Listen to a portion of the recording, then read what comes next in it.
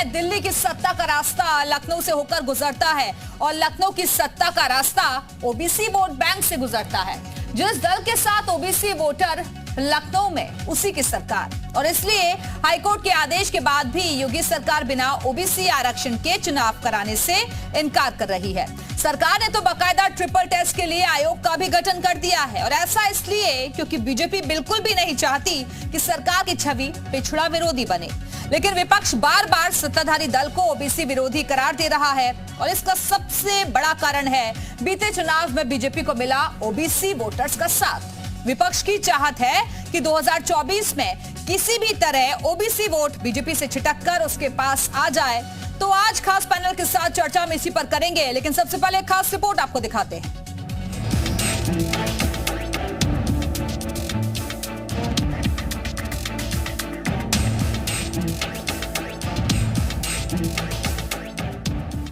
UP में सत्ता की कुंजी अगर किसी के पास है तो वो ओबीसी समाज है, जिसे खारिज नहीं किया जा सकता।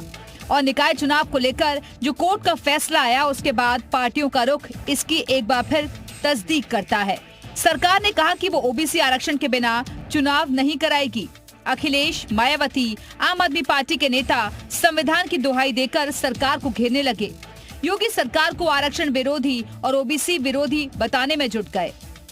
मायावती ने कहा कि हाईकोर्ट का ये फैसला बीजेपी और उनकी सरकार की ओबीसी और आरक्षण विरोधी सोच को प्रकट करता है। अखिलेश ने कहा बीजेपी ने पिछड़े वर्ग के आरक्षण का हक छीना है और कल बाबा साहब द्वारा दिए गए दलितों के आरक्षण को भी छीन लेगी। सपा सरकार के खिलाफ सामाजिक हुंकार भरने की बात कहने लगी, जिसका जवाब देने के लिए सरकार की ओर से पिछड़े वर्ग का नेतृत्व कर रहे उप मुख्यमंत्री केशव प्रसाद मौर्य, जल शक्ति मंत्री स्वतंत्र देव सिंह और भाजपा के प्रदेश अध्यक्ष भूपेंद्र सिंह चौधरी सरकार और संगठन की ओर से मोर्चा संभालते नजर आए। मुख्यमंत्री योगी आदित्यनाथ को साफ करना पड़ा कि बिना ओबीसी आरक्षण के निकाय चुनाव नहीं होंगे, लेकिन इसके बावजूद भी विपक्ष सरकार को कटघरे में खड़ा कर रहा है। इसके पीछे वजह है ओबीसी वोटर, जिनकी यूपी की आबादी में अच्छा खासा नंबर है। दरअसल उत्तर प्रदेश के अंदर 234 किस्म की पिछड़ी जातियां आती हैं और करीब 35% आबादी ओबीसी से आती है। इसमें यादव, कुर्मी, मौर्य, कश्यप, सैनी, साहू समेत कई ओबीसी जातियां शामिल हैं। माना जा रहा है कि इस समाज के पास ही सत्ता की कुंजी है। बीजेपी जो लगातार 2 बार से केंद्र की सत्ता में है, लगातार 2 बार से यूपी की सत्ता पर काबिज है। साल 2014 के लोकसभा चुनाव में बीजेपी ने यूपी की 80 सीटों में से 71 सीटें जीती थी। वहीं साल 2017 के विधानसभा चुनाव में पार्टी ने 300 से ज्यादा सीटें जीती। इसी तरह 2019 के लोकसभा चुनाव में 62 सीटें जीती और 2022 में यूपी के विधानसभा चुनाव में 255 सीटों पर विजय पताका फहराया। माना जाता है कि दोनों चुनाव में बीजेपी को ओबीसी बिरादरी ने बढ़ चढ़कर वोट किया। यादव को छोड़कर सभी जातियों ने खुलकर समर्थन किया था। यही वजह है कि बीजेपी ओबीसी को नाराज नहीं करना चाहती, क्योंकि अभी तो निकाय चुनाव हैं, उसके बाद 2024 का लोकसभा चुनाव है।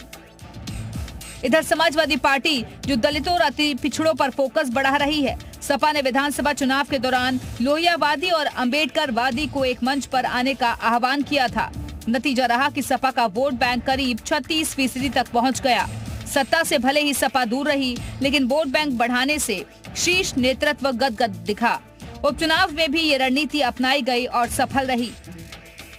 और अब जब हाईकोर्ट ने ओबीसी आरक्षण खत्म करने का आदेश सुना दिया, ऐसे में सपा की रणनीति है कि सपा गांव-गांव, घर-घर जाकर इस मुद्दे को धार देगी और ओबीसी के साथ साथ दलित समुदाय को साधने की कवायद करेगी। ब्यूरो रिपोर्ट, जी मीडिया। तो चर्चा को शुरू करें उससे पहले आपको यूपी में जातियों का गणित क्या है और उसमें भी ओबीसी वोटर्स की कितनी फीसदी आबादी है, इसकी जानकारी डिटेल्स में देते हैं ग्राफिक्स के जरिए। तो यूपी में करीब एसटी 21.1% है। एसटी की अगर बात करें तो यहाँ 0.1% है। अगर हिंदू ओबीसी की बात करें तो करीब 41.47% है। वहीं मुस्लिम ओबीसी करीब 12.58% है, यानी करीब 53% संख्या सिर्फ ओबीसी वोटर्स की है। और इसलिए सभी दलों की नजर ओबीसी पर टिकी हुई है।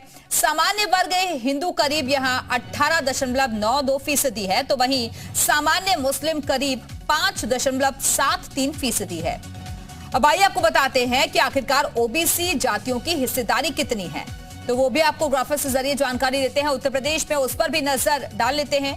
यूपी में करीब 10% यादव आबादी है, कुर्मी आबादी करीब 7% है, कुशवाहा मौर्य शाह के करीब 6% हैं, लोधी 4% हैं, पाल 3%, निषाद 4%, जायसवाल 4%, निषाद 4%।